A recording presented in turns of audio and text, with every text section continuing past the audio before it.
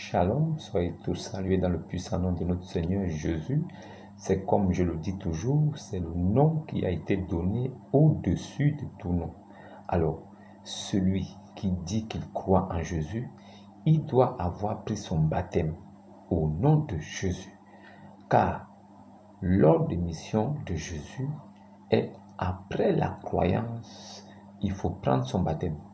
Alors, si nous voyons des communautés là où on administre le baptême aux bébés, là où les bébés sont baptisés alors qu'ils n'ont cru en rien, un bébé, un inconscient, un innocent qui ne connaît même pas là où il est, qu'il sait juste téter le sein de sa mère, qui sait faire un bébé, qui ne pense qu'à manger, chier, manger, faire caca, manger, faire popo. Lui, on le baptise par aspersion de le Père, Fils, Saint-Esprit. Ça là, et vous dites que c'est le baptême. Vous considérez ça comme un baptême, mais vous oubliez que les Saintes Écritures sont assez claires. Et quiconque dit qu'il croit en Jésus, il doit suivre les recommandations qui sont écrites dans le livre de Dieu. Alors, Dieu parle encore dans son livre. C'est dans sa parole qu'il parle aux hommes, aux élus, qu'ils comprennent qu'il est toujours vivant. Alors, si aujourd'hui nous parlons de Jésus, c'est parce que c'est lui qui est notre maître. C'est lui qui nous a envoyés. Un prophète de Dieu doit être un exemple de vie. Un prophète de Dieu, un élu de Dieu, un envoyé de Dieu. Alors, il doit être un exemple de vie et de comportement. Comment peux-tu dire que tu es venu de la part de Dieu, mais tu prends un bébé de 6 ans, tu couches avec elle? Comment peux-tu dire que tu es venu de la part de Dieu? Tu couches avec une femme qui est morte. Comment peux-tu dire que tu es venu de la part de Dieu? Tu escroques, tu violes, tu dérobes et tu ne t'arrêtes pas là. Tu tues. Tu dis que tu es venu de la part de Dieu et tu fais toutes les choses abominables. Non, je ne crois pas que tu sois venu de Dieu. C'est pourquoi dans le Coran, Sourate 2, au verset 87, Allah lui-même détermine les prophètes de la généalogie des prophètes à partir de Moïse jusqu'à Jésus-Christ, Yassou, et non le Issa du Coran. La preuve, c'est que ce Issa du Coran est un usurpateur. Il n'a rien à voir avec notre Seigneur Jésus. Le Issa du Coran, c'est une invention de l'islam. Ce n'est pas Jésus-Christ. Jésus est né à Bethléem dans une bergerie. Il est né en Israël. Par contre, Issa est né sous un palmier dattier en Arabie Saoudite, en plein désert. Est-ce qu'il s'agit de la même personne? Non. Alors, sur cette simple petite base, nous comprenons que Jésus de la Bible n'est pas le Issa du Coran. Maintenant, un autre exemple encore. Jésus est né par la vertu du Saint-Esprit. Le prophète d'à côté, lui, il est né par rapport sexuel entre un homme et une femme. Alors, entre les deux, qui est plus prodigieux, qui a une naissance miraculeuse, qui est capable de sauver? C'est la question que vous devez vous poser. Ne tergiversez pas. Alors, aujourd'hui, je vais vous révéler quelque chose que vous ne connaissez pas. Est-ce que vous savez que le prophète d'à côté, il a reçu l'ange Djibril qui est venu le voir dans la grotte à Hira. Et apparemment, l'ange Djibril ne l'a pas salué quand l'ange est venu. Aujourd'hui, nous voyons dans les communautés et nous rencontrons des frères musulmans qui nous saluent en disant Salam alaikum, Salam alaikum. Mais Salam alaikum, c'est une salutation trichée chez les juifs. Shalom. Shalom des juifs là, c'est devenu Salam alaikum chez les musulmans. C'est la photocopie conforme de la vie des juifs que le prophète d'à côté a ramené dans l'islam. Salam alaikum, que la paix soit sur toi, que la paix soit sur vous. Mais quand l'ange Gabriel est venu voir Marie, il lui a dit, je te salue, salam alaikum, que la paix soit sur toi, Marie. Mais quand le prophète d'à côté a reçu l'ange dans la grotte à Hira, l'ange ne lui a pas dit salam alaikum. Mais l'ange a dit salam alaikum à Marie. Mais il n'a pas dit salam alaikum à Muhammad dans la grotte. Il a plutôt étranglé. Mais ça, c'est rien comparé à ce qui arrive. Est-ce que vous savez que le prophète de l'islam, il dit de sa propre bouche qu'il y avait des moments où c'est Iblis, Shaitan, Satan, le serpent ancien, le dragon, qui venait souvent sous la forme de Jibril pour parler avec lui. Qu'il y a des moments, c'était Jibril qui venait et qui lui parlait. Mais par moments, Satan prenait la forme d'Iblis. Satan prenait la forme de Jibril et venait lui parler. À un moment donné, il ne savait plus le moment où c'était vraiment Jibril qui était là ou bien c'était Shaitan qui était là. Est-ce que vous le savez? Je vais récapituler pour que vous compreniez. Le prophète de l'islam dit qu'il y a des moments où Satan prenait la forme de Jibril, qui est l'ange Gabriel, et venait lui parler, l'apporter des révélations. Et il se rendait compte plus tard que ce n'était pas Jibril qui était venu. Parce que Jibril venait plus tard lui dire que, oh, hier je n'étais pas là. Et lui disait, oh, mais tu m'as parlé hier, tu m'as dit ça. Il dit, non, je n'étais pas ici hier. C'est là où il commençait à comprendre que, mais à chaque fois que l'ange Jibril venait, il lui donnait des versets coraniques. Mais à chaque fois que l'ange Iblis, l'ange Shaitan venait, il lui donnait des versets coraniques sataniques. C'est pourquoi dans le Coran, il existe des versets sataniques qui sont connus de certains musulmans qui les méditent et qui les récitent ça, qui font des incantations pour pouvoir avoir certains biens matériels. Il y a des versets coraniques qui sont récités par certains savants musulmans qui connaissent bien le Coran pour appeler à eux le bonheur, la richesse et certaines choses. Donc, ce que j'aimerais poser comme question, c'est quand Jibril, qui est l'ange Gabriel des Arabes, il venait voir Muhammad. Mais comment est-ce que Satan prenait la forme de Jibril et lui aussi venait voir Muhammad? Mais Muhammad ne savait pas quand c'était Jibril qui était là ou quand c'était Satan qui était là. Mais Muhammad voyait la même personne revenir, le même ange qui revenait, mais qui avait deux apparences.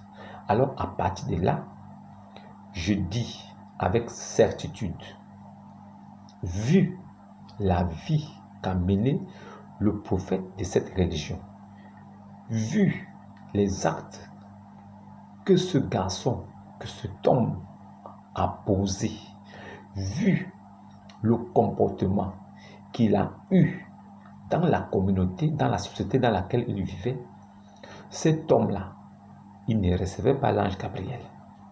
Ce n'était pas l'ange Gabriel qu'il recevait. Parce que aucun prophète avant lui n'a commis assez de bêtises comme ce qu'il a commis. Aucun prophète avant lui n'a fait autant d'abominations, autant de perversité que lui. Maintenant, si il dit que l'ange Gabriel venait le voir, mais que souvent c'était Jibril qui venait sous la forme de l'ange Gabriel, alors je dis tout de suite que ce n'est pas l'ange Gabriel qui venait voir Muhammad, mais par contre, c'était Satan qui venait voir Muhammad. Satan venait voir Mohammed. C'est pourquoi il a écrit des versets sataniques dans le Coran. C'est pourquoi dans l'islam, il existe des versets sataniques. S'il existe des versets sataniques, il y a bien quelqu'un qui a écrit ça. Et il s'avère que ce soit lui, Abu al-Qasim, qui a écrit ça. Maintenant, la question que je pose à mes frères, c'est: est-ce que Satan peut-il prendre la forme de l'ange Gabriel et venir parler à son prophète? Est-ce que dans la Torah de Moïse, jusqu'à l'évangile de Jésus, est-ce qu'il y a eu un prophète qui a été une fois trompé par Satan, prenant la forme de l'ange Gabriel? Est-ce que Satan, dans les Saintes Écritures, en ce qui concerne les Juifs et les chrétiens, peut-il prendre la forme de l'ange Gabriel? Est-ce que Satan, connu sous le nom du serpent ancien qui existe dans les Saintes Écritures, peut-il prendre la forme de l'ange Gabriel? Est-ce que c'est possible? Non, ce n'est pas possible. Ce n'est pas possible. Alors, si lui, il dit que Satan prenait souvent la forme de Djibril et venait le voir et l'apportait des révélations, ça signifie tout simplement que c'était Satan qui venait sous la forme d'un homme ou sous la forme d'un ange.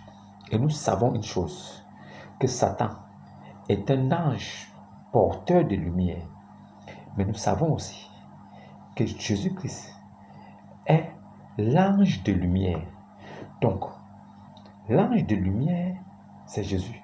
Il nous a donné la vérité, la parole de vie, le bon sens de vie. C'est ce que le chrétien a comme héritage.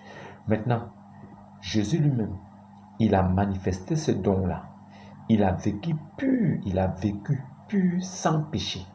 Il a été l'exemple parfait, le modèle parfait pour que nous puissions l'imiter. C'est pourquoi il dit: soyez mes imitateurs. Par contre, l'autre, il n'est pas un exemple de vie. Il n'est même pas un modèle de vie. Il a vécu dans l'abomination et la perversité. Maintenant, aujourd'hui là, certains livres disent que c'est le modèle parfait. Je veux savoir comment est-ce qu'un tel homme peut être un modèle parfait. Vu la vie qu'il a menée, vu ce qu'il a fait, vu sa mort empoisonnée, je veux savoir comment peut-il être le modèle parfait d'une religion alors qu'il est rempli d'abominations et de péchés. Est-ce qu'il existe un seul verset dans le Coran et dans la Bible où Jésus a péché une seule fois? Non, ça n'existe pas. Si Muhammad dit que parfois il était trompé par Satan qui prenait la forme de Djibril et venait lui donner des révélations sataniques et qu'il a écrit, cela signifie que au premier jour, à la première visite, c'était Satan qui était venu le voir. C'est ce que je voulais vous dire aujourd'hui, pour que vous sachiez que la vérité se trouve dans le livre de l'islam. C'est pourquoi le Coran, je le lis et je le médite. Ce livre est dans ma peau. Je connais les fonds et les profondeurs de ce livre. Et j'ai connu que ce livre contient la lumière, mais n'est pas la lumière. Dans ce livre, il y a la vérité, mais il n'y a pas, ce n'est pas un livre de vérité, mais c'est un livre avec la vérité. Je vous le dis pourquoi. Pourquoi je le dis? C'est la question que vous devez vous poser. Pourquoi je le dis? Le Coran lui-même dit, c'est un livre avec la vérité. Par contre, la Bible est le livre de vérité, la parole authentique de Dieu. Alors, si un homme dit qu'il vient de la part de Dieu et qu'il dit que le soleil se couche dans une eau boueuse chaude, nous devons lui poser la question, quel est ce Dieu créateur qui t'a dit ça? Comment un Dieu créateur peut-il dire à son prophète que le soleil se couche dans une eau boueuse chaude? S'il est vraiment le créateur, il doit savoir le rôle du soleil. Alors, celui qui a dit ça ne peut pas être Dieu. Et il ne peut pas être aussi prophète de Dieu. Parce que le soleil ne se couche pas dans une eau boueuse chaude. Impossible. Celui qui a dit que le Big Bang, la Terre était une masse. Et le Kun Faya Kun s'est prononcé. Et la masse est devenue la Terre. Ce n'est pas ça le Big Bang. Le Big Bang, c'était le néant. Il n'y avait rien, aucune matière. Et un bruit se fit entendre. Et la terre fut, comme par magie. C'est ça le Big Bang. Quel est ce Dieu-là qui a dit à ce prophète ce genre de conneries? Quel est ce Dieu qui ne connaît même pas sa création? Quel est ce Dieu qui dit qu'il y a un des fils de Noé qui est mort? Quel est ce Dieu qui vient contredire la parole de son prophète avant que Dieu ne vienne? Quel est ce Dieu qui dit et se dédie? Quel est ce Dieu qui dit à Moïse qu'aucun des fils de Noé n'est mort et il revient plus tard dire à Mohammed qu'un des fils est mort? Quel est ce Dieu qui demande à Marie, mange et que tes yeux se réjouissent? Et si tu vois un d'entre les humains, dis-lui alors que tu as voué un jeûne à ton Seigneur. Comment tu peux dire mange et que tes yeux se réjouissent? Mais si tu vois un homme, dis-lui que tu es en jeûne. Comment un Dieu peut-il apprendre à une petite fille à mentir? C'est ce qu'il faut chercher à comprendre. Quel est ce Dieu qui apprend à mentir? Quel est ce Dieu qui confond Marie, mère de Jésus, à Marie, sœur d'Aaron? C'est quel Dieu ça? Quel est ce Dieu? Expliquez-nous, on veut comprendre. Quel est ce Dieu? Quel est ce Dieu qui dit qu'il a formé la terre comme un tapis roulé? Il a roulé un tapis comme ça. Et après, il a vu que la terre faisait comme ça, comme tapis volant. Alors, il a créé des montagnes pour soutenir le tapis pour qu'il ne bouge pas. Selon Muhammad et son Dieu, la terre était un tapis. Et les montagnes étaient là pour la consolider pour qu'elle ne bouge pas. Mais nous, les hommes qui ne sont pas des dieux, nous avons découvert que la terre est ronde. Ce n'est pas un tapis. Quel est ce Dieu qui a donné cette révélation à ce gars-là? Comment pouvez-vous croire à de telles bêtises? Quel est ce Dieu qui dit pour l'adorer, il faut l'adorer en une seule langue? Donc, nous, on peut conspirer, on peut parler mal de lui, on peut le critiquer en français, en anglais, on peut diffamer son nom en yoruba, en allemand, en espagnol. Mais dès qu'on veut le prier, on vient le prier en arabe. Et il est content. Quel est ce Dieu-là qui n'entend qu'une seule langue? Quel est ce Dieu? Quel est ce Dieu qui se réclame d'être le meilleur des créateurs? Quel est ce Dieu qui se met en concurrence avec d'autres créateurs?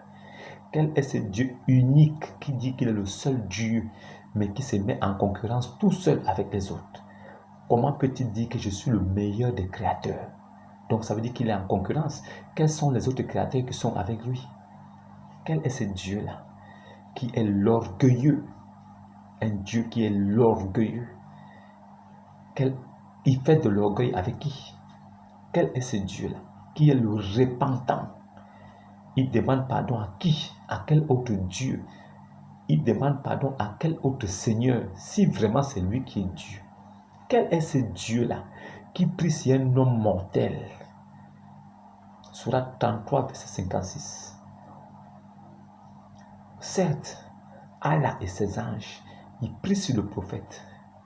Oh, vous qui croyez, priez sur lui et adressez-lui vos salutations. Un Dieu qui prie sur un homme mortel qu'il a créé et un homme qui est mort, qui n'est pas ressuscité. Un homme qui est mort et il n'a jamais ressuscité. Aujourd'hui, vous dites paix et salut sur lui. Paix et salut sur lui. Ça ne va aller nulle part. Paix et salut sur lui, ça ne va rien donner. Paix et salut là, c'est pour les vivants. Ça ne va rien donner. Vous perdez votre temps. 1000 ans de paix et salut sur lui, ça a donné quoi? il ne va jamais ressusciter.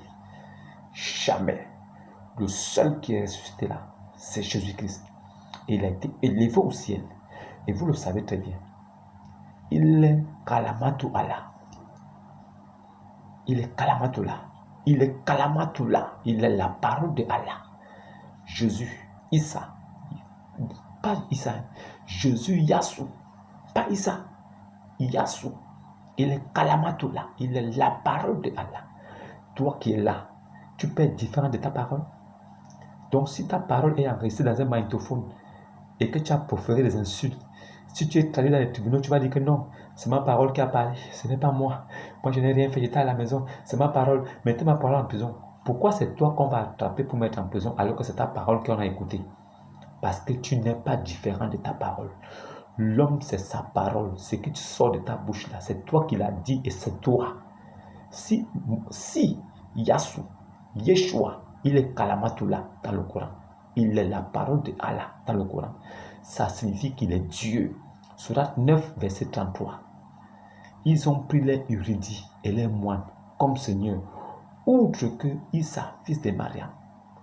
Outre que Allah et Issa, fils de Mariam. Donc Allah s'associe avec Jésus. Allah s'associe avec Jésus pour être Dieu. Vous n'avez pas compris quoi? On vous a trompé, on vous a blagué. Vous n'avez rien compris. Il faut que vous réfléchissiez. Réfléchissiez. Cherchez à connaître la vie de votre prophète. Cherchez à connaître la vie de votre prophète. Cherchez à savoir comment il a vécu, ce qu'il a fait, comment il est mort. S'il est un exemple, alors suivez-le. Dans le cas contraire, lâchez-le. Sortez de là. L'islam, c'est le leurre, c'est un mensonge. Shalom et à demain.